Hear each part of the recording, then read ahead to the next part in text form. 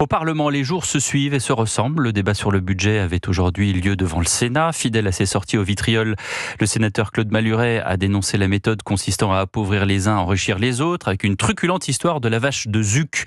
On y reviendra bien sûr tout à l'heure dans les débats. Bonsoir Arthur Delaborde. Bonsoir Pierre, bonsoir à tous. Alors, taxe sur les multinationales, taxe sur les GAFAM, débat à venir à l'Assemblée sur la taxe Zuckman. Et en attendant, le gouvernement semble dépassé même s'il tente de garder sa sérénité. Effectivement, face aux victoires fiscales des oppositions de gauche comme de droite, le gouvernement tente de garder la face. Officiellement, tout va bien.